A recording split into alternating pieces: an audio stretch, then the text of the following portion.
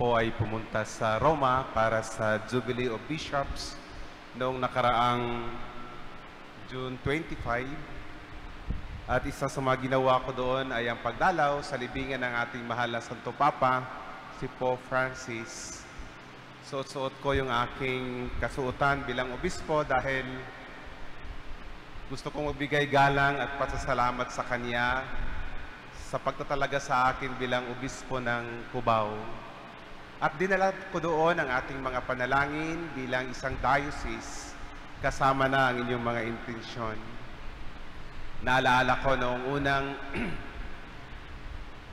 pananalita ng ating mahal na Santo Papa na yumao, ang kanyang binanggit at sinabi ay,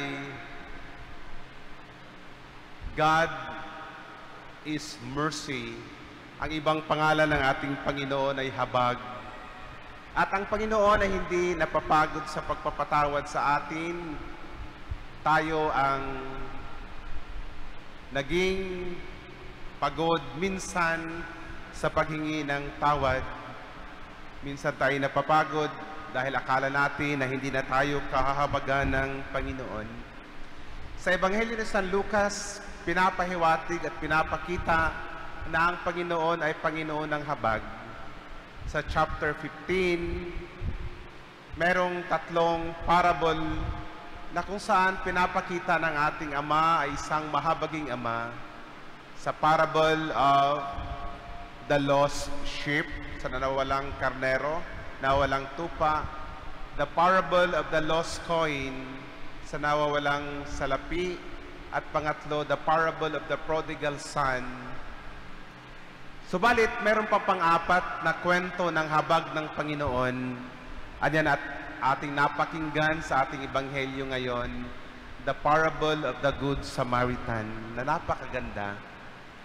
Madalas pag meron tayong nakilalang tao na may busilak na puso, matulungin, kahit nakita natin siya sa unang pagkakataon, tinatagurian natin siyang Good Samaritan.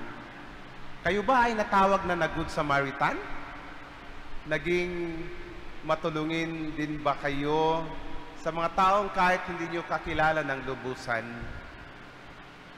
Kung para sa atin, masarap pakinggan ang katagang Good Samaritan, noong araw ng ating Panginoon, parang hindi ito kapani-paniwala dahil ang mga Samaritano ay hindi tinuturing na mga Good Samaritan. They were people hated by the Jews. Kinasusuklaman, nilalait. Ayaw ng mga Hudyo na merong ugnayan sa mga Samaritano.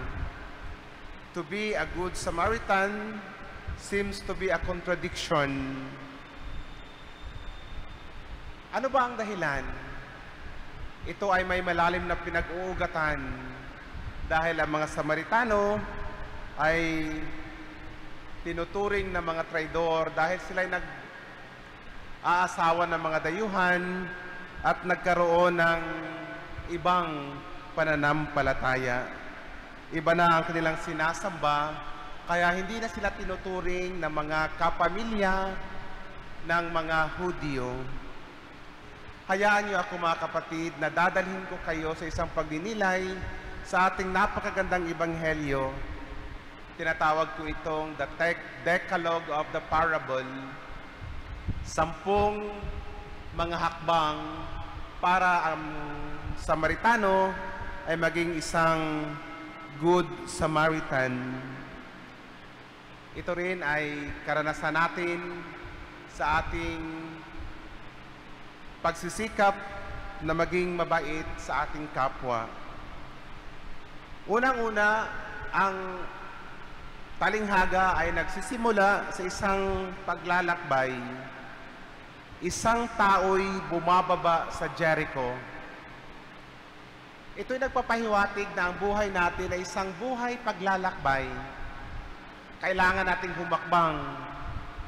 Kailangan nating umpisahan ang ating paglalakad. Ito ang unang hakbang para tayo'y magkaroon ng malasakit at pakikitungo sa ating kapwa. Ang buhay paglalakbay, napaka-timely dahil sa taong ito ating ipinagdiriwang ang Pilgrims of Hope. Tayo ay mga manlalakbay na puno ng pag-asa. Ang pangalawang hakbang ay nakita ng Samaritano ang nangyari sa biktima. Datapwat ang isang Samaritano sa kanyang paglalakbay ay dumating sa kinaroroonan niya at nang siya'y makita niya.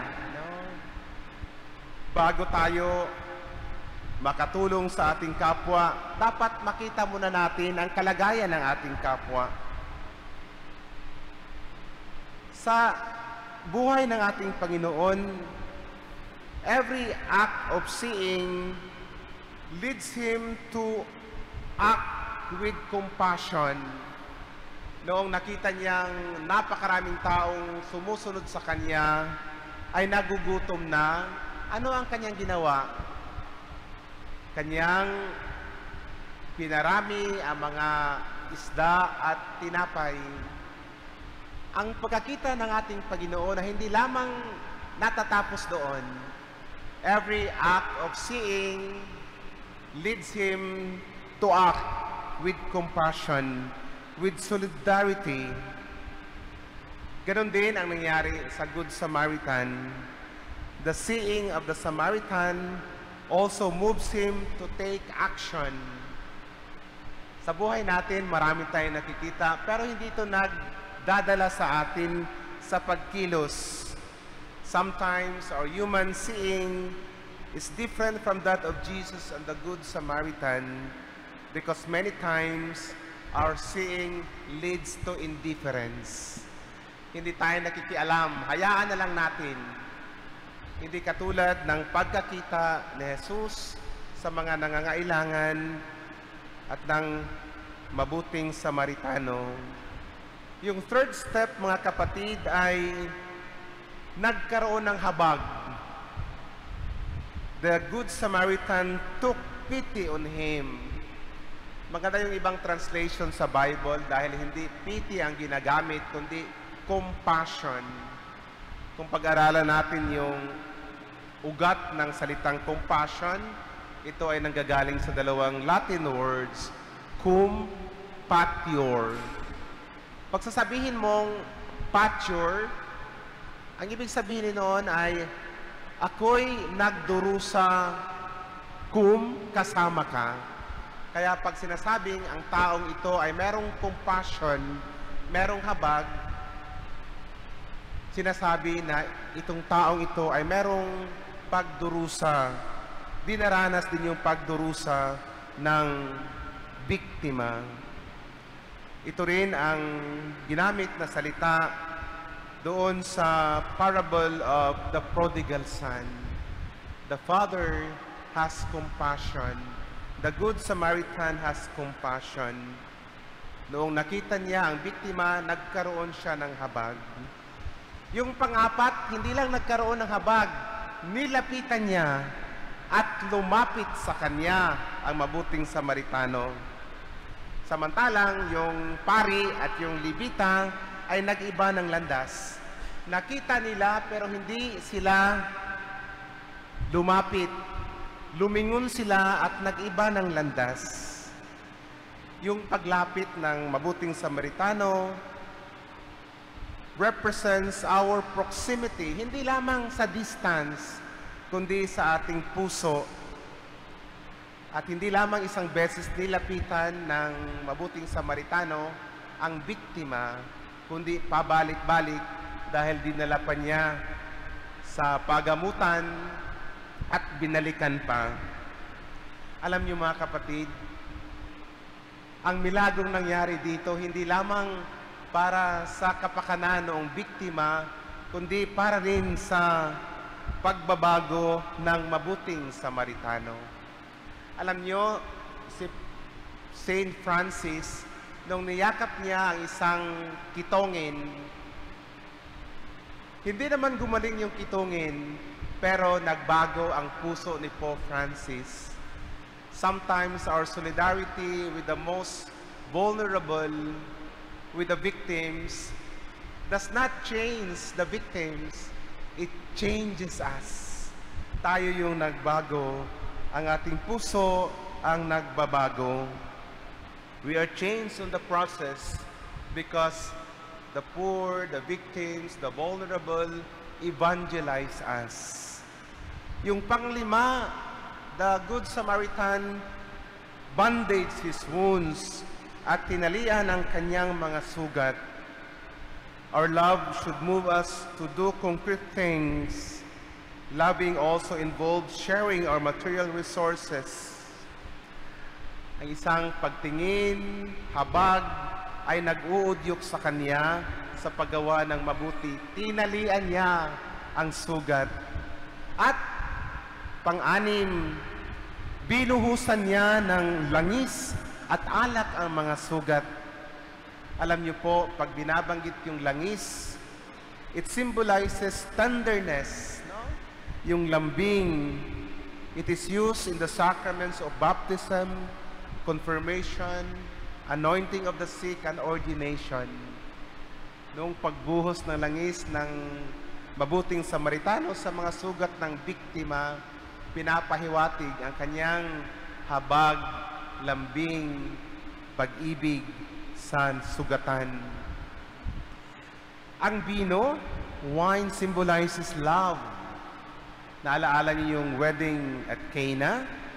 Pag nawala na ng vino, nauubusan na rin ng dahilan para magsaya. So the Samaritan offers tenderness and joy. In the wedding of Cana, the loss of wine means the loss of joy. No? Yung Good Samaritan ay nag-alok, nagbahagi ng kanyang tenderness and joy doon sa biktima sa sugatan. Pangpito, at isinakay ang biktima sa kanyang sariling hayop. Solidarity requires audacity and braveness. Pag tayo nakikiisa sa biktima, kailangan natin ng tapang. Bakit ho? Dahil pag sinakay niya sa kanyang hayop, sa kanyang asno, mabagal yung paglakad. Hindi makatakbo. At malamang nag-aabang pa yung mga tulisan sa daan. Isinugal niya ang kanyang kapakanan para lang matulungan ang biktima. By putting the man on his donkey, he will move slowly and the robbers could catch upon him. But he is not afraid to suffer the fate of the victim. Ilan ba sa atin na merong katapangan na ganito? Na pwedeng isugal ang ating sariling kapakanan para makaligtas ng buhay ng mga nabiktima. Pangwalo, at dinala niya sa bahay tuluyan. Alam nyo, ito'y para sa akin napaka-touching dahil ang bahay tuluyan, the inn o yung pagamutan represents the church. A welcoming church that is capable of receiving and attending to the wounded. No? Sabi ni Pope Francis, ang simbahan ay hindi lugar para sa mga makatarungan at mga banal. Ito ay isang field hospital para sa mga sugatan.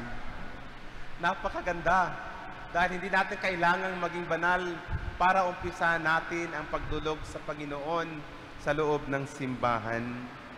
Ito rin yung symbolism, ito yung picture sa St. Peter's Basilica. Sa labas ng Basilica, merong colonnade, ano po.